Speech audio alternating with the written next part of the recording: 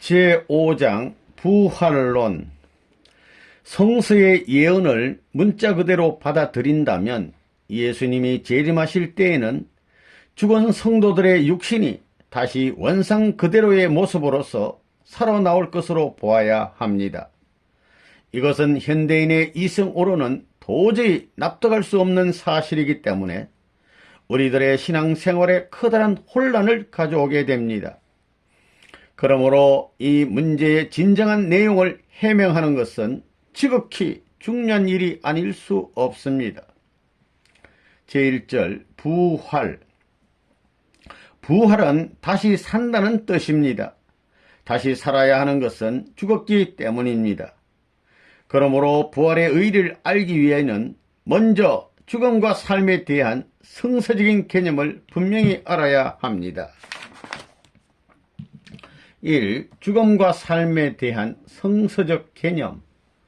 누가복음 9장 60절의 기록을 보면 죽은 자는 죽은 자들로 하여금 장사하게 하라고 말씀하셨습니다. 이 예수님의 말씀 가운데서 죽음과 삶에 서로 뜻을 달리하는 두 가지의 개념이 있는 것을 알 수 있습니다. 첫째는 장사를 치러야 할 제자의 부친과 같이 육신의 목숨이 끊어지는 죽음입니다. 이것에 대한 삶은 그 육신이 생리적인 기능을 유지하고 있는 상태를 의미합니다. 둘째는 장사하기 위하여 모여서 활동하고 있는 사람들을 지적하여 말하는 죽음입니다. 이 죽음은 하나님의 사랑의 품을 떠나서 사탄 주관권 내에 떨어진 것을 의미합니다. 이것에 대한 삶의 뜻은 하나님의 사랑의 주관권 내에서 그의 뜻대로 활동하고 있는 상태를 말하는 것입니다. 하나님 주관권, 사탄 주관권, 그 육신이 활동하고 있다 하더라도 하나님의 주관권을 벗어나서 사탄의 주관권 내에 머물러 있으면 그는 창조 본연의 가치 기준으로 보아 죽은 자가 아닐 수 없습니다. 계시록 3장 1절에 비신앙적인 사대교회의 신도들에게 너가 살았다는 이름을 가졌으나 죽은 자로다 라고 한 말씀을 보아도 알 수 있습니다. 반면에 예수께서 요한복음 11장 25절에 나를 믿는 자는 죽어도 살겠고 라고 하신 것은 예수님을 믿고서 하나님 주관권 내에서 사는 사람은 그 육신이 흙으로 돌아가도 그 영인체는 여전히 하나님의 주관권 내에 있는 것이기 때문에 살아있는 사람이라는 말씀입니다. 이 타락으로 인한 죽음.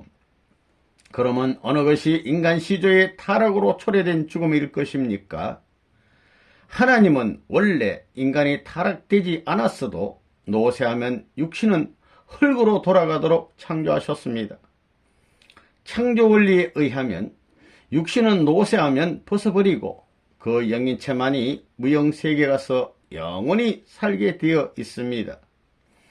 물질로 된 생명체로서 영원성을 가지고 있는 것은 하나도 없습니다.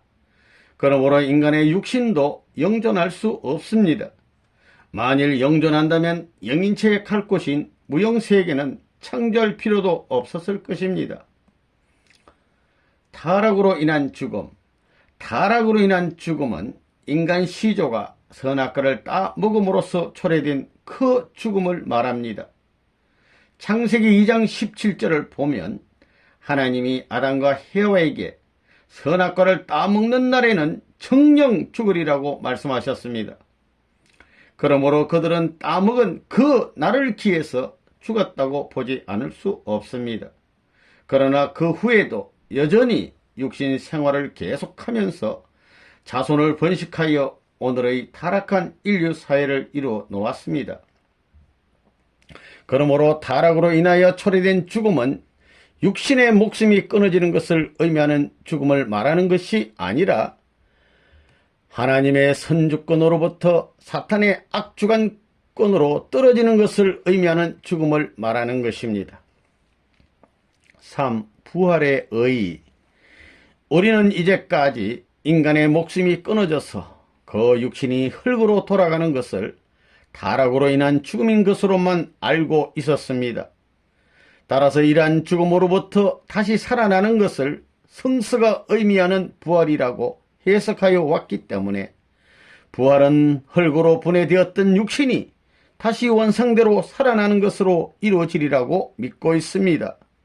그러나 흙으로 분해되어 버린 육신이 다시 원상대로 부활할 수도 없으려니와 영계에 가서 영원히 살게 된 영인체가 다시 육신을 쓸 필요도 없는 것입니다. 그러므로 부활은 인간이 타락으로 초래된 죽음, 즉 사탄 주관 끝내에 떨어진 입장으로부터 복귀 승리에 의하여 하나님의 직접 주관 끝내로 복귀되어 나아가는 그 과정적인 현상을 의미하는 것입니다.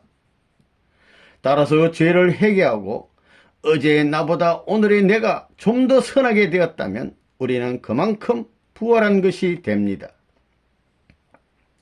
성서에서 부활에 관한 예를 들어보면 요한복음 5장 24절에 내 말을 듣고 또 나 보내신 이를 믿는 자는 영생을 얻었고 심판에 이르지 아니하나니 사망에서 생명으로 옮겼느니라고 한 기록이 있습니다.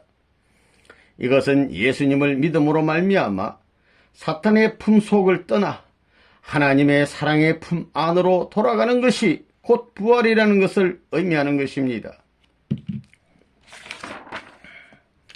부활은 인간에게 어떤 변화를 일으키는가?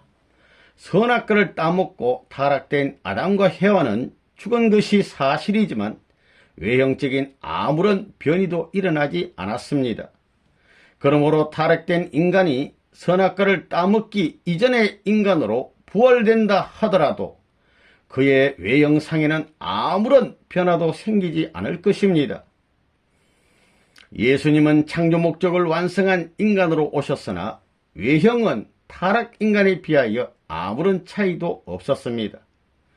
타락 인간이 부활로 인하여 하나님의 주관을 받게 되면 그 심령에 변화를 일으키게 되어 육신도 사탄이 우구하는 전으로부터 하나님이 계실 수 있는 성전으로 성화되어 가는 것입니다.